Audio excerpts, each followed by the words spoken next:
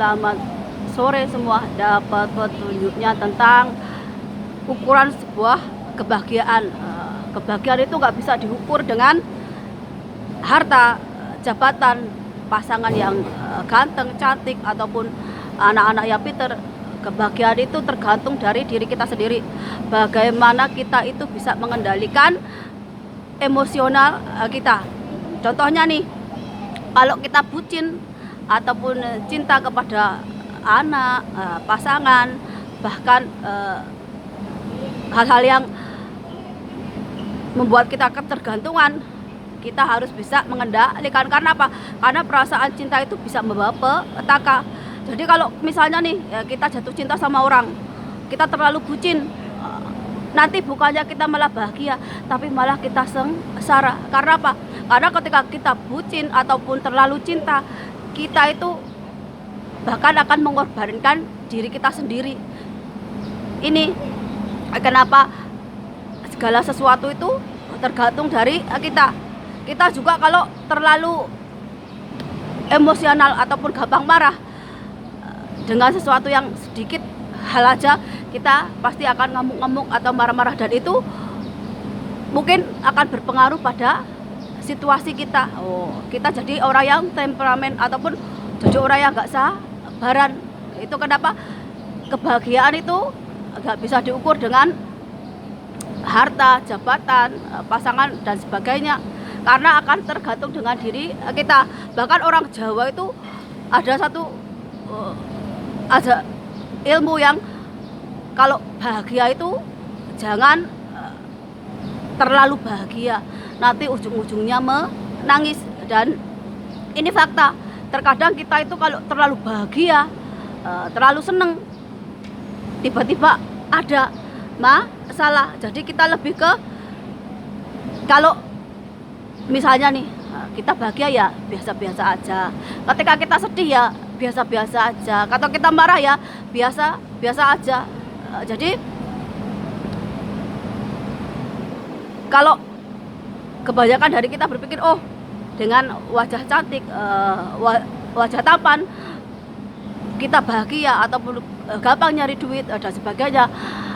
Berapa banyak perempuan yang punya harta, cantik, tenar, seperti Marilyn Monroe, Lady Diana, bahkan seperti Kokoli. Mereka terkenal, punya uang, tapi nggak bahagia. Ujung-ujungnya apa? Hidup sengsara, mati tragis. Terkadang malah yang kita lihat hidupnya sederhana, nggak punya apa-apa, malah bahagia. Karena pandai bersyukur. Terkadang kita juga berpikiran bahwa kita punya anak yang pintar, itu udah bikin bahagia. Ternyata anak pintar itu aja nggak cukup kalau nggak diajari tentang adab, moral, etika dan sebagainya, agar kelak jadi anak yang berbakti pada orang tua. Banyak sekali yang anak-anak cuma diajarkan pintar, di sekolah kan yang sekolah mewah, atau ujung-ujungnya apa? Dokter, jadi guru, jadi tentara. Tapi di akhirnya apa? Dia tega membuang orang tuanya. Dan ini banyak sekali terjadi di zaman modern seperti ini. Jadi ketika kita itu bisa mengendalikan emosi kita, maka kita akan bahagia. Kita nggak akan ketergantungan dengan segala hal sesuatu yang ada di luaran diri kita. Misalnya lagi nih, ketika kita itu bekerja misalnya di tempat yang toksik ataupun di tempat yang mungkin selalu mencabar, pengen bikin kita emosi, tapi kalau kita terlalu sabar, mungkin juga kita itu dimanfaatkan ataupun kita itu malah dibully. Ini yang sering terjadi di sekitaran kita. Jadi yang mengalami penderitaan sengsara itu gak cuma orang yang beragama Islam, gak cuma yang beragama Hindu aja dengan kasta-kastanya. Di dunia ini banyak sekali. Tapi dari kemiskinan itulah mereka bangkit. Banyak dari orang-orang kaya itu orang-orang terkenal, orang-orang yang punya kekuasaan sekarang itu berawal dari orang yang nggak punya apa-apa, tapi mereka mau memajukan diri. Ini berbeda dengan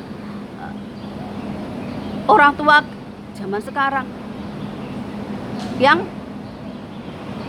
mungkin nggak terlalu mentingin skill. Padahal kalau kita di dunia nyata, ketika kita nyari kerja nih misalnya, yang ditanyakan pertama kali apa?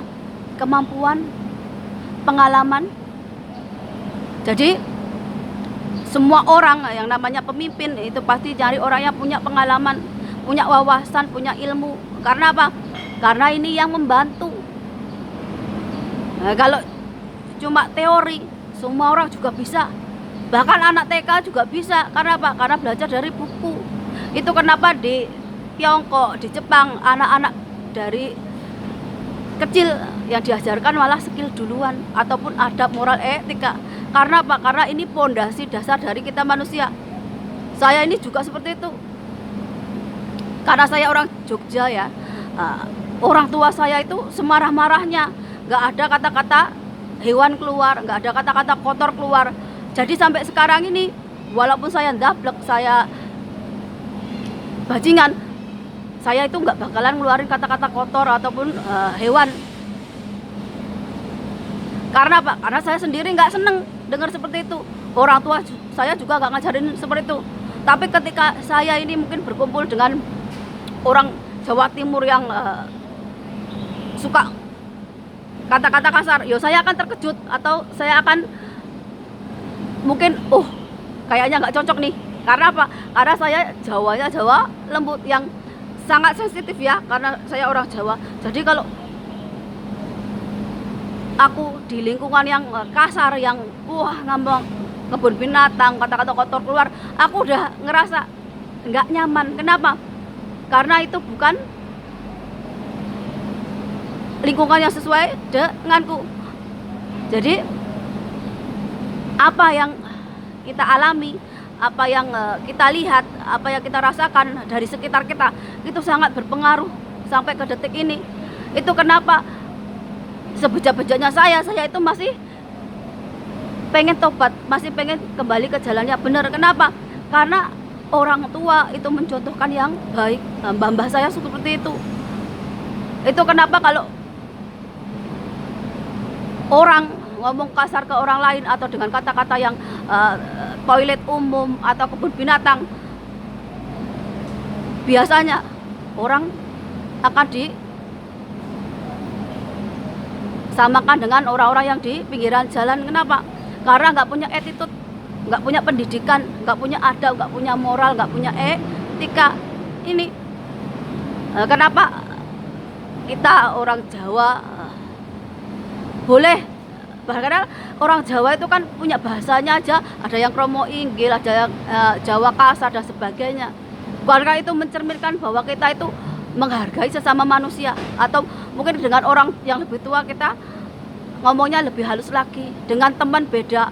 Begitu juga saya mendidik dengan anak-anak pasti saya bilang, jangan samakan orang tua sama temenmu. Kalau dengan temenmu kamu bisa kasar, bisa jangkar, bisa nggak sopan, tapi dengan orang tua ya jangan seperti itu. Kamu harus punya adab, harus punya moral, harus punya attitude kalau pengen jadi orang. Karena apa? Karena pinter aja itu nggak cukup di zaman sekarang ini. Wajah cantik, wajah ganteng aja nggak cukup kalau nggak punya adab, nggak punya moral, nggak punya etika. Karena apa? Karena aku udah membuktikan sendiri, wajah cantik, kelakuan nggak baik, ya sulit jodoh, sulit rezeki, sengsara, ketemu orang-orang toksik dan sebagainya. Tapi ketika kita mau berbenah diri nih, cantik itu nggak cuma wajah aja, tapi juga perlu kecantikan dari kelakuan, adab, moral, sopan santun, etika. Berarti kita apa? Kita udah siap nih. Ketemu orang-orang yang baik, orang-orang yang menghargai kita, orang-orang yang mungkin membantu kita ketika kita dalam kesulitan. Selamat sore dan sampai jumpa.